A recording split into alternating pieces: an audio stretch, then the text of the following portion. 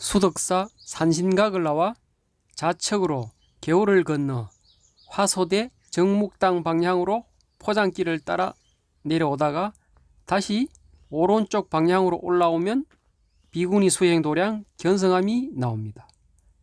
견성암은 수덕사의 부속 암자로 1908년 망공스님이 창건하였으며 창건 당시에는 일주문 초입에 있는 환희대의 자리에 견성암이 있었으나 이후 현재의 자리로 옮겼고, 이곳은 여류시인 이렵스님이 수도한 곳으로, 이렵스님은 1896년 평남 용강군에서 부친이 목사인 기독교 집안에서 태어났으며 본명은 김원주, 5남매 중 장녀로 네 동생 모두 일찍 요절하였고 부모님마저 어른이 되기 전 병으로 세상을 떠납니다. 천에 고아가 된 김원주는 70세의 외할머니가 그녀를 거두어 외할머니 밑에서 자랍니다. 일찍이 개화된 아버지 덕에 어려서부터 서당을 다녀 한학을 익힌 김원주는 1906년 삼숭 보통학교를 입학하여 이곳에 다니고 있던 사의 찬미의 윤심덕도 알게 되지요. 이후 1912년 삼숭학교를 졸업하고 외할머니의 도움으로 1913년 이화학당에 입학하여 문학동아리 이문회에서 활동하였고 1918년 이화학당을 졸업한 뒤 역시 외할머니의 도움으로 일본으로 유학을 가게 됩니다. 일본에서 유학생을 하던 중 귀국하여 연희 전문학교 교사인 40세의 이노익과 결혼을 하게 되지요. 천의 고아인 김원주에게는 안정적인 보금자리가 필요하였겠지만 나이 차이가 18세나 나는, 그리고 장애인인 남편과의 결혼 생활이 결코 순탄하지는 않았으며 1919년 남편의 도움으로 다시 일본으로 건너간 김원주는 임노월, 이강수 등과 교류하면서 잡지 여자계의 주간으로 일하던 나혜석을 만나게 됩니다. 그 영향 때문인지 1920년 귀국한 김일렵은 최초의 여성지 신여자를 창간하였으며 당시 집필지는 나혜석, 박인덕, 김환란, 차미리사 등 쟁쟁하였지만 사호를 끝으로 폐간합니다. 1921년 남편 이호익과 이혼하고 다시 일본으로 갑니다. 일본에서 규수 제국대학 법대생 오타 세이조와 사귀면서 아이를 낳았지만 세이조 집안의 반대로 결혼을 못하게 되고 결국 아들을 남긴 채 오타의 만류에도 불구하고 홀로 귀국합니다. 귀국 후 일본에서 만났던 임노월과 재회한 뒤 두 사람은 동거에 들어가죠. 그런데 임노월 또한 일찍 결혼해 본처가 있었던 사실을 늦게 알게 되고 이에 실망한 김일렵은 1923년 9월 수덕사에 갔다가 우연히 망공스님의 법문을 듣게 되고 불교에 관심을 가지게 됩니다. 이후 김일렵은 독일에서 철학 박사 학위를 받고 귀국한 철학자이자 불교학자인 백성욱과의 운명적인 만남을 하게 되고 둘은 동거에 들어갑니다.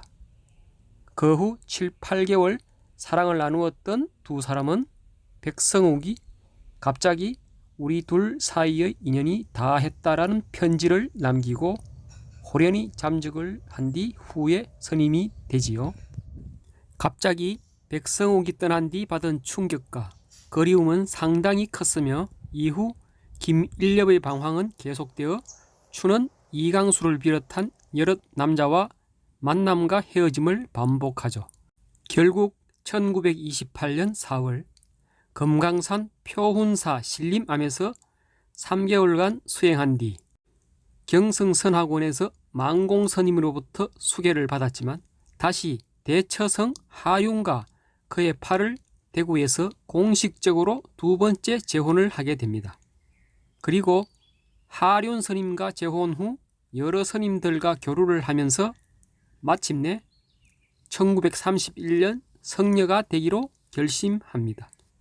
김일렵은 당시 심정을 나혜석에게 털어놓았는데 나혜석은 현실 도피를 종교로 택해서는 안 된다는 면박을 주었으며 함께 성녀가 되자고 한 김일엽의 청을 나혜석은 거절합니다. 1933년 공식적으로 하윤과 이혼을 하고 성녀가 됩니다.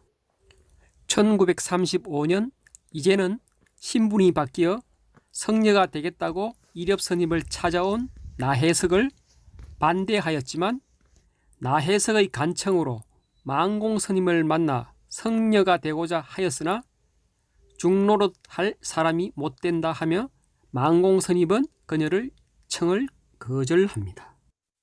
결국 나혜석은 수덕여관에서 6년 동안 머물다 떠나면서 그 자리를 화가 이영로 화백이 이어갑니다.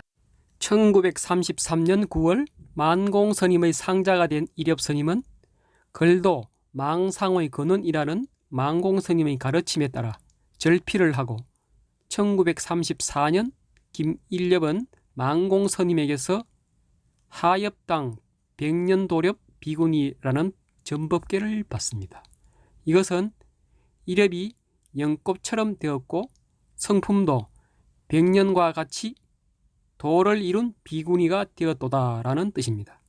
만공스님의 뜻에 따라 30년간 절필한 일엽스님은 30년간 입성을 지내며 철저한 자기 수행으로 한국 비구니계의 큰 선맥으로 우뚝 자리매김합니다.